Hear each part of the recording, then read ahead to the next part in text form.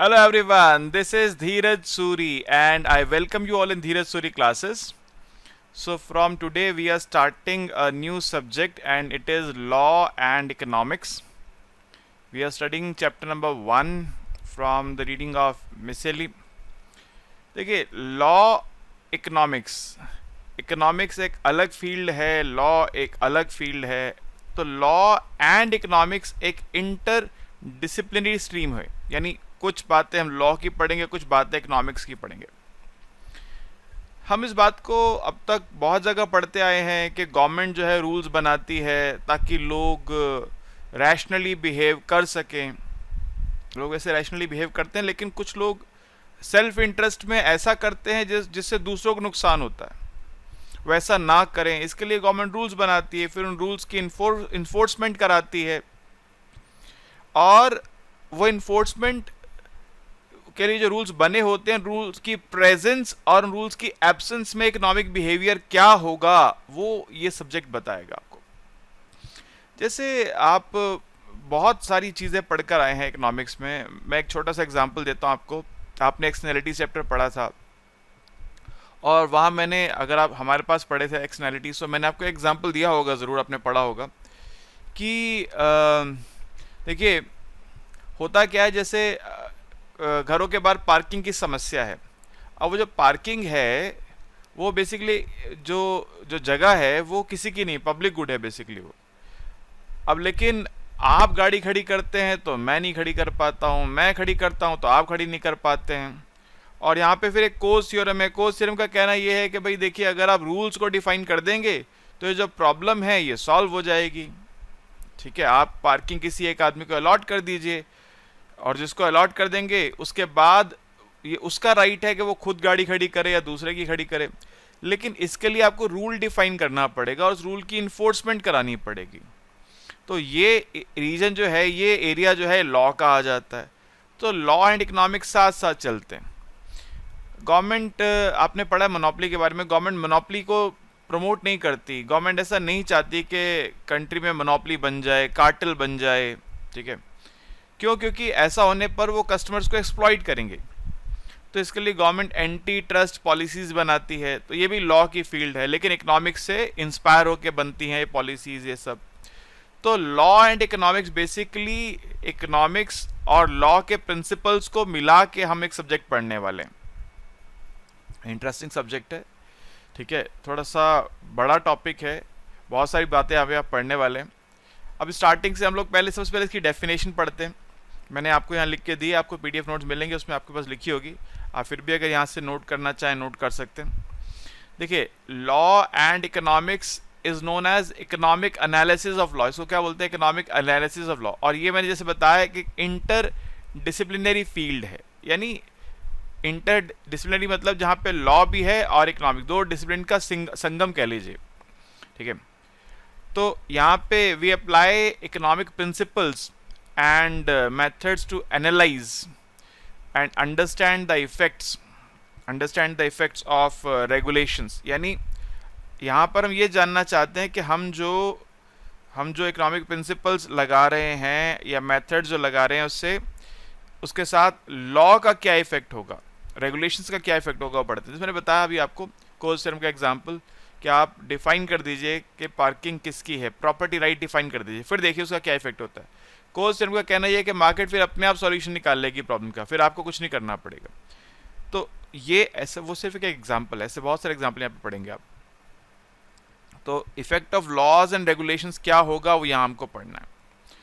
3 काम बेसिकली यहाँ पे हम लोग करते हैं. पहला, analyse legal rules and institutions. जो लीगल रूल्स हम बनाते हैं, जो इंस्टीट्यूशंस हम बनाते हैं, उनका क्या इफेक्ट होगा इकोनॉमी के अंदर. देखिए, आप एक हमारे पास इंस्टीट्यूशन है सेंट्रल बैंक का. सेंट्रल बैंक क्या करता है? मार्केट को रेगुलेट करता है, स्टॉक मार्केट को रेगुलेट करता है, मनी मार्केट को रेगुलेट करता है, फॉरेक्स मार्केट को रेगुलेट करता है. स्टॉक मार्केट में सेबी भी आता है, इंडिया में सेबी है. ठीक है, लेकिन सेंट्रल बैंक का भी एक से है वहाँ पर. तो एक इंस्टीट्यूशन है, उसके पास कुछ स्टेचुरी पावर्स हैं, यानी उसके पास कुछ लीगल राइट्स हैं.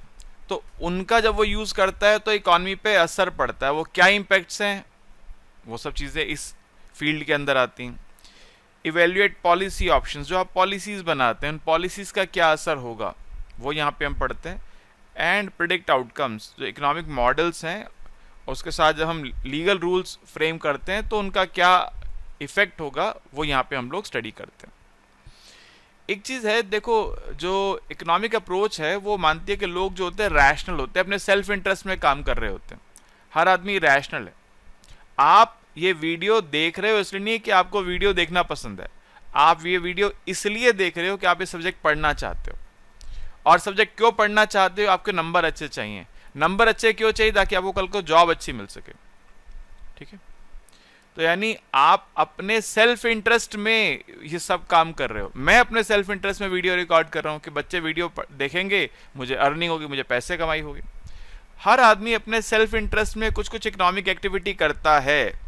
ठीक है, और देखिए आप इस बात को जान लीजिए, जब आप रेड लाइट पे खड़े होते हैं, मान लीजिए जब कार ड्राइव कर रहे हैं, आप रेड लाइट पे खड़े हैं, वहाँ कोई नहीं है, सामने रेड लाइट है, कोई पुलिस वाला वहाँ पे नहीं खड़ा है, कोई पुलिस पर्सनल वहाँ पे नहीं खड़ा हुआ है, इधर उधर से ट्रैफिक भी नहीं जा रहा है, मन में क्या आएगा? चलो निकाल लेते, यही मन में आएगा। लेकिन अगर सामने कैमरा लगा हुआ है, अब आपका बिहेवियर चेंज होगा कि नहीं होगा? अगर सामने कैमरा लगा हुआ है ना, तो मैं देखता हूँ लोग वो जो ज़ेब्रा क्रॉसिंग की लाइन है उसके भी पीछे खड़े होते हैं। और अगर कैमरा नहीं लगा तो रेड लाइट को तो एकदम बीच में, सड़क के एकदम चौराहे के बीच में आके खड़े हो जाते हैं कि पता नहीं कौन सी रेस जीतने वाले हैं वो लोग। और ये बड़ा कॉमन बिहेवियर है। ठीक है, हम ये मान के चलते हैं वैसे लोग रैशनल अपने सेल्फ इंटरेस्ट में काम करते हैं, लेकिन ये जो फाइन्स हैं, ये जो पेनल्टीज हैं, ये जो रूल्स हैं, रेगुलेशंस हैं, कंप्लायंस हैं, इनकी प्रेजेंस में उनका बिहेवियर कुछ चेंज होता है। अब इसका ये मतलब कतई नहीं है कि अगर रेड लाइट जंप करने पे पेनल्टी है तो लोग रेड लाइट जंप करेंगे ही नहीं। लोग फिर भी करते हैं, जिसको करनी फिर भी करता है, कहते हैं 100 रुपये का चालान है, कोई बात नहीं, भर देंगे, क्या दिक्कत है, चलो चलते चलो। कुछ लोग हैं जो कर देते हैं, कुछ लोग होते हैं जो कि रुक जाते हैं। तो पॉइंट यह है यहाँ पे कि हमको ये समझना है कि लॉ की प्रेजेंस जो होती है वो आपके बिहेवियर को रैशनैलिटी की तरफ लेके जाने में हेल्प करती है। अभी आप एक पॉइंट आएगा पॉजिटिव नॉर्मेटिव एनालिसिस का, वहाँ इस बात को डिटेल में समझाऊंगा आपको कि क्या एक्चुअली में होता है और क्या होना चाहिए, इनमें क्या फ़र्क है। वो पॉजिटिव नॉर्मेटिव में अभी थोड़ा सा आगे जाकर डिस्कस करूंगा। इस बात को लिखने चाहिए, लिख लीजिए। The economic approach to law assumes that rational individuals view the threat of legal sanctions,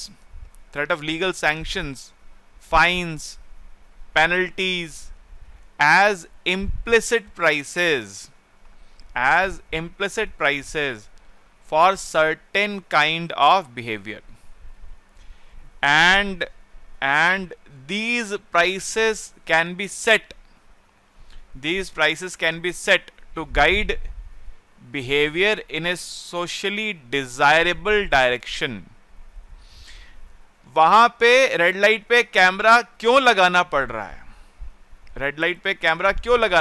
क्योंकि अगर वो कैमरा नहीं है, अगर फाइन, अगर पेनल्टी का प्रोविजन नहीं है, तो इस बात की बहुत ज़्यादा संभावना है कि लोग रेड लाइट जंप करने की कोशिश करेंगे।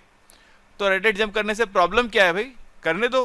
प्रॉब्लम यह है कि अगर लोग रेड लाइट जंप करेंगे तो एक्सीडेंट होने की पॉसिबिलिटी बढ़ जाएगी, जो कि सोशल वेलफेयर के खिलाफ है। किसी को बिना कारण चोट लग जाएगी, बिना किसी गलती के चोट लग जाएगी। वो तो अपनी ग्रीन लाइट पे चलता हुआ आ रहा है, कोई एक दूसरा आदमी रेड लाइट जंप कर रहा है, और ऐसे में दोनों की गाड़ियां टकरा जाएंगी। इसलिए वहां कैमरा लगाना जरूरी है, इसीलिए उस कैमरे की रिकॉर्डिंग के बेसिस पे फाइन करना जरूरी है। वो फाइन जो है वो लोगों को डायरेक्ट करता है कि सोशली डिजायरेबल बिहेवियर की तरफ वो चलें। समझे बात को? ठीक है, तो ये बहुत इंपॉर्टेंट एस्पेक्ट है कि हर कोई अपने सेल्फ इंटरेस्ट में काम कर रहा है, लेकिन अपने सेल्फ इंटरेस्ट में आप दूसरे को नुकसान नहीं पहुंचा सकते। अगर आपने अपने सेल्फ इंटरेस्ट में दूसरे को नुकसान पहुंचाया तो इसको बोलते हैं क्या? टॉर्ट। क्या बोलते हैं इसको? बोलते हैं टॉर्ट।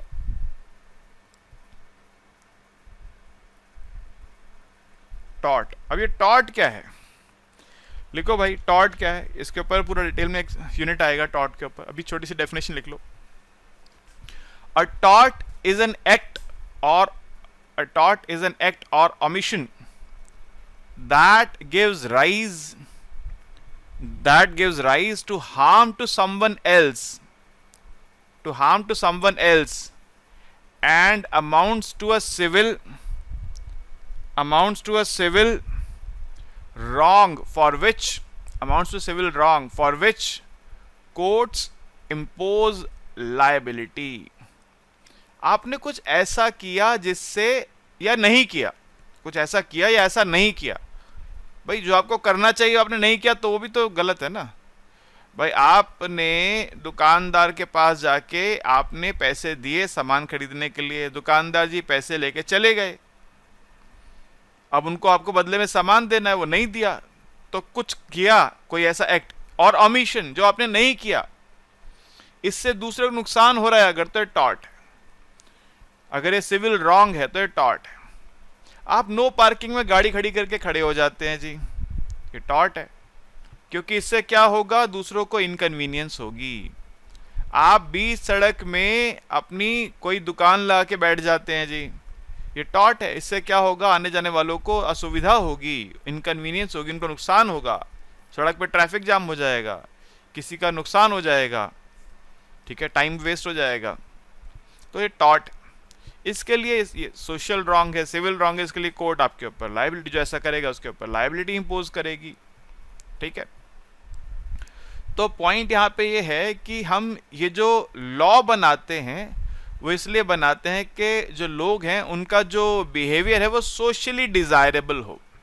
अच्छा, अब हम ये मान के चलते हैं, एक बेसिक बात मान के चलते हैं कि लोग बेसिकली वो होते हैं ज्यादातर जो जानबूझ के कुछ गलती करना नहीं चाहते, ठीक है। हम ये मान के चलेंगे कि लोग इनोसेंट हैं, हम ये मान के चलेंगे कि लोग जान के गलती करना नहीं चाहते, जानबूझकर दूसरे को नुकसान करना नहीं चाहते, जानबूझकर ऐसा बिहेवियर नहीं करना चाहते से किसी को हार्म हो जाए। कुछ ही ऐसे लोग होते हैं जो ऐसा करते हैं, ठीक है। लेकिन हैविंग सेड दैट आप अगर रेड लाइट जंप कर रहे हैं तो आप ये सोच के नहीं कर रहे कि मैं किसी दूसरे को चोट पहुंचा दूंगा। आप अगर रेड लाइट जंप कर रहे हैं तो आप ये सोच के कर रहे हैं कि मैं जल्दी जाना चाहता हूं। अगर आपको ये पहले से पता हो कि आज ये रेड लाइट अगर आपने जंप की तो किसी को चोट लग जाएगी, तो ऐसा होने पर मोर ऑफन देन नॉट ज्यादातर लोग जो है रेड लाइट जंप नहीं करेंगे, क्योंकि पहले से पता नहीं होता क्या होने वाला है। हर कोई अपनी जल्दी में है, अपनी जल्दी में वो रेड लाइट जंप करता है, रेड लाइट तोड़ के भागने की कोशिश करता है, उधर से कोई और भी आ रहा है जो आपको नहीं पता है, टकराव हो गया, चोट लग गई। लेकिन जिसने रेड लाइट जंप किया उसको पहले से अगर ये बात पता हो तो रेड लाइट जंप वो नहीं करेगा, हम ये मान के चलते हैं। मगर फिर भी पहले से पता तो किसी कुछ हो नहीं सकता है, तो हर कोई अपने सेल्फ इंटरेस्ट में कभी कभी रूल्स को ब्रेक कर देता है, और इसलिए पेनल्टी और फाइन्स का होना जरूरी है, ठीक है। इस बात को भी लिख लो। Economist think that most people obey the law out of sense of rightness and therefore are not affected by legal rules at the margin। ज्यादातर लोग जो होते हैं, जैसे मैंने कहा, वो रूल्स तोड़ते नहीं हैं, वो लॉ अबाइडिंग सिटीजन्स होते हैं, इसलिए एट मार्जिन, मतलब ऐसे लोग नहीं जो एकदम मार्जिन पर कभी उन पे पेनल्टी लग सकती है, ज्यादातर लोग ऐसे नहीं होते। But the presence of fines and penalties changes the behavior of behavior of those who would not consciously commit a crime,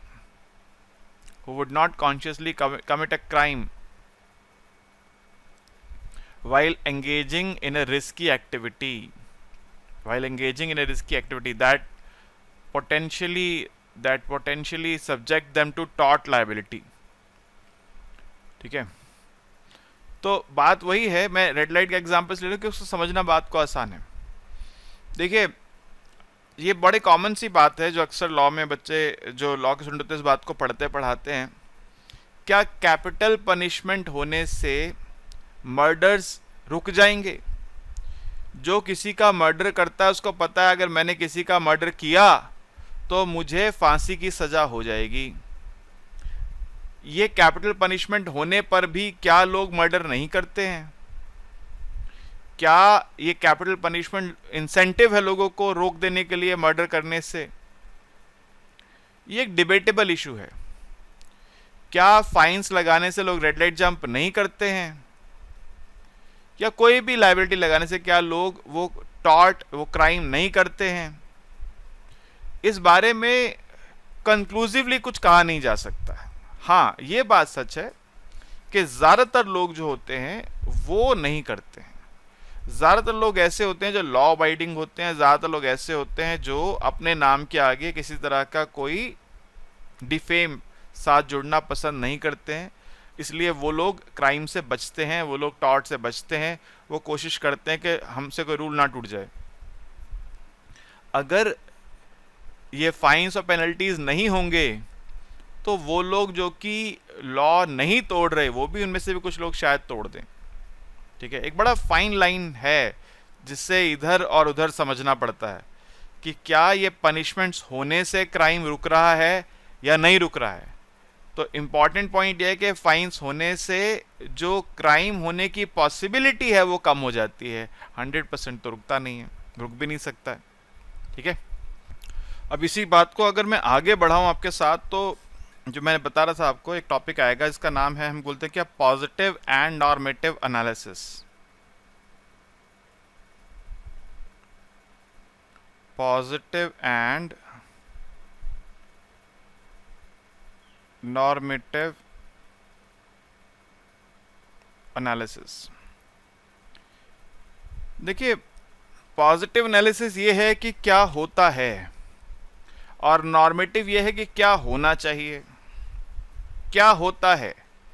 अगर रेड लाइट पे चलान होता है, जंप करने पर, रेड लाइट जंप करने पे अगर चलान होता है तो इस बात की पॉसिबिलिटी है कि ज़्यादातर लोग रेड लाइट जंप नहीं करेंगे. क्या होना चाहिए? होना ये चाहिए लोगों के पास एजुकेशन होनी चाहिए, उनको इतनी समझ होनी चाहिए कि चलान की ज़रूरत ना पड़े. उनको खुद से पता होना चाहिए कि रेड लाइट जंप नहीं करनी है, इससे किसी और को या हमें चोट लग सकती है, एक्सीडेंट हो सकता है. ठीक है, अपने सेल्फ इंटरेस्ट में, दूसरों के इंटरेस्ट में रेड लाइट जंप नहीं करनी चाहिए. तो पॉजिटिव क्या है, क्या होता है, और नॉर्मेटिव क्या है, क्या होना चाहिए. ठीक है, अब क्या होना चाहिए ये तो बड़ी बुकिश सी बात है जी. होना तो बहुत कुछ चाहिए, लेकिन असल में रियलिटी तो ये कि क्या होता है. तो पॉजिटिव ज़्यादा इंपॉर्टेंट है, नॉर्मेटिव तो ठीक है, थोड़ा सा थियोरेटिकल कंसेप्ट है. तो लिखिए, पहले पॉजिटिव लिख लीजिए. Positive analysis seeks to explain how people respond to the threat of legal sanctions और फाइन्स, पेनल्टीज एटसेट्रा. तो ये है कि लोग कैसे रिस्पॉन्ड करते हैं ये लीगल सैंक्शंस को, फाइन्स को या फिर पेनल्टीज को. here we study the effect of penalties on the behavior of individuals. कुछ इंपॉर्टेंट क्वेश्चंस हैं जिनके आंसर्स ढूंढे जा सकते हैं.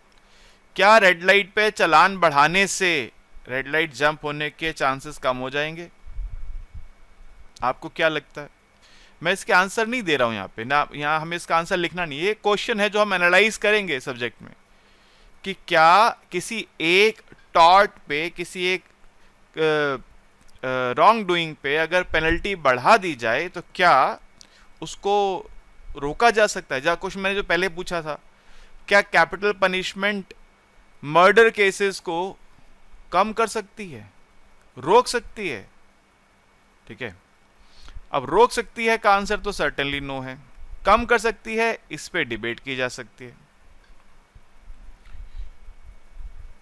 क्योंकि वो हमारा पॉइंट ऑफ सब्जेक्ट नहीं है, तो उस पर बहुत ज़्यादा तो मैं एनालिसिस नहीं करूंगा। बस एक क्वेश्चन आपके सामने है। ठीक है, देखिए, कुछ लोग होते हैं जो अपना टैक्स टाइमली फिल करते हैं, कुछ लोग होते हैं टैक्स टाइमली फिल नहीं करते हैं। तो जब टैक्स टाइमली फिल नहीं किया जाता है तो गवर्नमेंट पेनल्टी लगाती है। तो वो पेनल्टी क्या इस बात का इंसेंटिव है कि लोग टैक्स टाइमली फिल कर दें? क्या वो पेनल्टी बढ़ाने से लोग टाइमली टैक्स फिल कर देंगे? आप पढ़ते हैं इस बात को, देखो क्या होता है, ये आपने पब्लिक इकोनॉमिक्स में पढ़ते हैं, वहाँ पे एक टॉपिक है कि देखिए, गवर्नमेंट को पता लगाना पड़ता है किस किसने टैक्स की चोरी की है, और इसको पता लगाने के लिए क्या चाहिए? मैन पावर चाहिए, टेक्नोलॉजी चाहिए, गवर्नमेंट का खर्चा होता है। और यह खर्चा करके, मान लीजिए एक आदमी ने 100 रुपये की चोरी की टैक्स की, और ये पता लगाने में गवर्नमेंट के 1 लाख रुपए खर्च हो गए, तो गवर्नमेंट को क्या इंसेंटिव है पता लगाने का? बताइए क्या इंसेंटिव है? तो क्या गवर्नमेंट ऐसा कुछ करेगी जहां पे वो पता लगाने की कोशिश करे कि 100 रुपए की चोरी किसने की है? वो तो ये कोशिश करेगी जानने की कि किसने ज्यादा बड़े अमाउंट की चोरी की है। ठीक है, तो ये जो बिहेवियर है लोगों का, ये इससे अफेक्टेड होता है। आपको पता है कि अगर एक आदमी 100 रुपए की चोरी करे, उसको पता है गवर्नमेंट 100 रुपए की चोरी पकड़ने आने वाली नहीं है। क्यों पकड़ने आने वाली नहीं है? क्योंकि इसमें गवर्नमेंट का ज्यादा पैसा खर्च हो जाएगा। तो जो जो छोटा मोटा फाइन है उसको लोग अवॉइड कर देते हैं। उसके प्रेजेंस में लोग, अगर आप कह रहे हैं 100% पेनल्टी है, आपने 100 रुपए की टैक्स चोरी करी, अगर पकड़े गए 200 देने पड़ेंगे। ठीक है भाई, मैं 10 साल 100 रुपए की चोरी करता हूं, 1 साल पकड़ा गया 200 रुपए दे दूंगा, सिंपल। लेकिन जो ज्यादा अमाउंट है, जो बड़ा अमाउंट का क्राइम कर रहा है, तो उसको इस बात का डर लगेगा कि पकड़ा जाने पर बहुत बड़ा नुकसान हो जाएगा। ठीक है, तो पॉजिटिव एनालिसिस यही है कि जहां पे आपको ये अंडरस्टैंड करना है कि क्या ये जो फाइन्स और पेनल्टीज हैं, ये हमारे अंदर जो क्रिमिनल बिहेवियर है उसको रोकते हैं कि नहीं रोकते। नॉर्मेटिव क्या है? नॉर्मेटिव ये है कि कैसे लॉ को इम्प्रूव किया जाए ताकि लोगों को एजुकेशन मिल सके, और उस एजुकेशन से आप एफिशिएंटली अपना काम कर सकें, मतलब लोग एफिशिएंसी की तरफ जा सकें। खुद से ही अकल आ जाए कि नहीं करना चाहिए, खुद से अकल आ जाए रेड लाइट जंप नहीं करनी है, खुद से समझ आ जाए कि इनकम टैक्स की चोरी नहीं करनी है, खुद से समझ आ जाए किसी को नुकसान नहीं पहुंचाना है। ये एजुकेशन, ये वैल्यूज लोगों तक पहुंचा सकें। ठीक है, ये नॉर्मेटिव एनालिसिस है, लिख लीजिए। Normative analysis asks how the law can be improved, to better achieve the goal of efficiency. It is like asking how the healthcare or education system can be made more efficient. This analysis relies on the assumption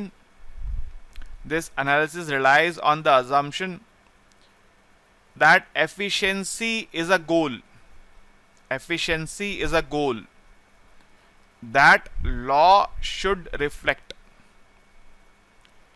and legal rules should be changed when they fail to achieve it. तो normative का कहना है efficiency हमारा गोल है, हमको red light पे camera लगाने की जरूरत नहीं होनी चाहिए, रेड लाइट पे पुलिस पर्सन खड़े करने की जरूरत नहीं होनी चाहिए। एजुकेशन ऐसी होनी चाहिए, बिहेवियर लोगों का ऐसा हो जाए लॉ के प्रेजेंस में कि लोग खुद से ही लॉ अवॉइडिंग हो जाएं, खुद से ही ऐसा बिहेवियर करें जिससे कोई रूल वो ना तोड़ रहे हों। और अगर ऐसा नहीं हो तो रूल अपना चेंज कीजिए। एफिशिएंसी एक गोल है जो आपको अचीव करना है, और अगर नहीं अचीव कर पा रहे हैं तो रूल चेंज कीजिए।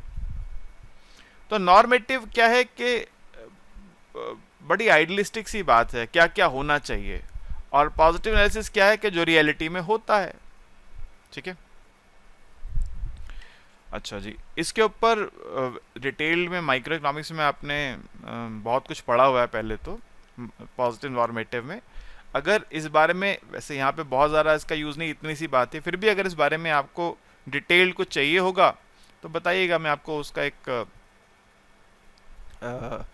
टेक्स्ट फॉर्म में प्रोवाइड कर दूंगा, कोई आप उसको देख लीजिएगा। लेकिन मेरा मानना है कि यहाँ पे इतनी सी बात है खाली। ये एक टॉपिक बड़ा है, पॉजिटिव और नॉर्मेटिव, इसमें बहुत सारी चीज़ें हम डिस्कस करते हैं, लेकिन माइक्रो में करते थे। अब इस एफिशिएंसी पे ही एक और पॉइंट है, वो ये है, इज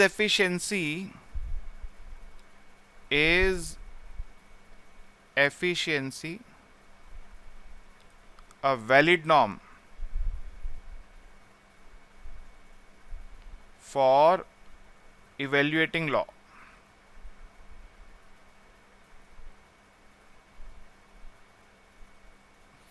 हम लोग एफिशिएंसी की इकोनॉमिक्स में बहुत बात करते हैं, लेकिन ये तो एक इंटर डिसिप्लिनरी ब्रांच है ना, बीच में है, लॉ और इकोनॉमिक्स के बीच में। तो क्या एफिशिएंसी यहाँ पे एक वैलिड नॉर्म है लॉ को इवेल्युएट करने के लिए? कोई लॉ एफिशिएंट होगा तो ही अप्लाई होगा, इनएफिशिएंट होगा तो नहीं अप्लाई होगा। देखो, जो एफिशिएंसी आर्गुमेंट के क्रिटिक्स हैं वो ये कहते हैं कि एफिशिएंसी से ज़्यादा इंपॉर्टेंट है fair distribution, just and fair. किसी के साथ अन्याय नहीं हो जाए, ज़्यादा इंपॉर्टेंट एस्पेक्ट है fair distribution.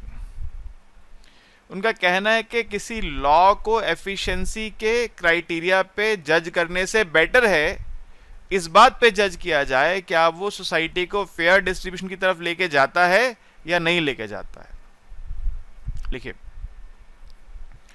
The critics of efficiency argument argue that it is inappropriate to judge laws on the basis of economic efficiency. Instead, they argue that the law should pursue goals like fairness and justice. Fairness, सबके साथ बराबरी होनी चाहिए, किसी के साथ अन्याय नहीं हो, और जस्टिस के प्रिंसिपल्स पे चलना चाहिए। ठीक है, दो इकोनॉमिस्ट हैं, कैप्लॉव एंड शेविल। उनका क्या कहना है? Kaplow and Shavell have argued that social welfare defined as the aggregation of some index of well-being of all individuals in society should be the sole basis of evaluating legal policy. यानी आप ये देखिए कि जो individuals की well being है उसका अगर कोई इंडेक्स आपके पास है, वो इंडेक्स ये लॉ की प्रेजेंस में लोगों का वेल बीइंग बढ़ रहा है या घट रहा है, ये सिर्फ एकमात्र उद्देश्य होना चाहिए किसी लॉ का। They should be the sole basis of judgement. क्या इस लॉ की प्रेजेंस में लोगों की वेल बीइंग बढ़ रही है या नहीं बढ़ रही है? रेड लाइट पे जो आपने चालान कर दिया उससे लोगों का वेलफेयर बढ़ रहा है कि घट रहा है? ये एक सिंपल सा बेसिस है जिसके बेसिस पे आपको ये डिसाइड करना चाहिए कि लॉ रहेगा कि नहीं रहेगा। इकोनॉमिस्ट क्या बोलते हैं? देखिए, रेड लाइट पे चलान इसलिए ज़रूरी है कि अगर वो नहीं होगा, डिफरेंस समझेगा। इकोनॉमिस्ट का क्या कहना है कि अगर रेड लाइट पे चलान नहीं होगा तो वहां पे ट्रैफिक जाम हो जाएगा। ट्रैफिक जाम होने से क्या होगा? सबका टाइम वेस्ट होगा, सब लोगों का टाइम वेस्ट हो जाएगा, वो इनएफिशिएंट है। रेड लाइट पे चलान होने से लोग अपने आप रुकेंगे, रेड लाइट को फॉलो करेंगे, ट्रैफिक जाम नहीं होगा, टाइम वेस्ट नहीं होगा। यहां कैप्लव और शेविल क्या कह रहे हैं? क्या इस चलान से लोगों का वेलफेयर बढ़ा या घटा? ये देखिए, एफिशिएंसी को मत देखिए, दोनों बात में थोड़ा फर्क है। ठीक है, लास्ट में लिख लीजिए, according to this argument, according to this argument, notions of fairness should not influence policy, should not influence policy except to the extent that they enhance people's well-being. तो जब तक वो पीपल लोगों का वेलबींग ना बढ़ाएं तब तक वो इन्फ्लुएंस नहीं करेंगे, तभी इन्फ्लुएंस करेंगे जब उनके होने से लोगों का वेलबींग बढ़ जाता है। ठीक है जी। मगर ये बात पता कैसे चलेगी भाई कि लोगों का वेलफेयर बढ़ा कि नहीं बढ़ा, कैसे पता लगाओगे? तो एफिशिएंसी जो है उसका एक बेस्ट प्रॉक्सी कह सकते हैं आप। अगर आपके पास कोई और रास्ता नहीं है पता लगाने का कि लोगों का वेलफेयर बढ़ रहा है या घट रहा है, तो एफिशिएंसी एक एज ए प्रॉक्सी यूज की जा सकती है। ठीक है, इस बात को लिख लीजिए। As a practical matter, efficiency may often be the best proxy, for welfare in evaluating legal rules. तो अगर आपके पास कोई और उपाय नहीं है, आपके पास कोई और, जैसे उसने कहा इंडेक्स है अगर कोई आपके पास, जिसमें आप चेक कर पा रहे हैं कि लॉ की प्रेजेंस में लोगों का वेलफेयर बढ़ रहा है क्या घट रहा है, अगर ऐसा कोई आपके पास इंडेक्स नहीं है, ऐसा कोई आपके पास क्राइटेरिया नहीं है, तो एफिशिएंसी को आप यूज़ कर सकते हैं एज ए बेस्ट प्रॉक्सी। ये बात तो सबको समझ में आती है कि रेड लाइट पे रुकने से, रेड लाइट होने पर अगर रुक जाएं, अपनी ग्रीन लाइट पर ही चलें, तो ट्रैफिक जाम होने की पॉसिबिलिटी कम हो जाती है। ट्रैफिक जाम अगर नहीं होगा तो सब लोगों का टाइम सेव होगा, ट्रैफिक जाम होगा तो अननेसेसरी टाइम वेस्ट हो जाएगा। ठीक है, तो ये एक छोटा सा इंट्रोडक्शन था इस टॉपिक का। अभी आगे और बहुत कुछ पढ़ना है हमको इस टॉपिक में। अभी एफिशिएंसी आएगी, परेटो एफिशिएंसी, फिर गेम थ्योरी के कुछ टॉपिक्स आएंगे। ठीक है, गेम थ्योरी वैसे पूरा सब्जेक्ट आप पढ़ रहे हैं, लेकिन यहाँ भी थोड़ा सा इंट्रोडक्शन आप देखेंगे, तो इंटरेस्टिंग सब्जेक्ट है। अभी तो बहुत स्टार्टिंग स्टेज है, राइट। इसके ऊपर आपको जो मेन बात आपको ध्यान रखनी है आज की क्लास में, एक तो पॉजिटिव नॉर्मेटिव एनालिसिस ध्यान रखिएगा, और जो लास्ट आर्गुमेंट मैंने दिया efficiency, a valid norm for evaluating laws, इसको ध्यान रखिएगा। अभी मैं ये तो नहीं कह सकता इसमें से क्वेश्चन आ ही जाएगा, हाँ, लेकिन ये दो चीज़ें आप इस लेक्चर में से ध्यान से याद करिएगा, राइट। कोई क्वेरी आपके मन में है, कोई बात ऐसी है जो आप मेरे साथ डिस्कस करना चाहते हैं, तो नीचे व्हाट्सएप नंबर है हमारा, आप यहाँ पे व्हाट्सएप या कॉल करके मेरे साथ डिस्कस कर सकते हैं। जो सब्सक्राइब स्टूडेंट्स हैं वो लाइव सेशन ऑनलाइन ज्वाइन करके अपनी बात डिस्कस कर ही सकते हैं। ठीक है जी, okay, goodbye, thank you, take care.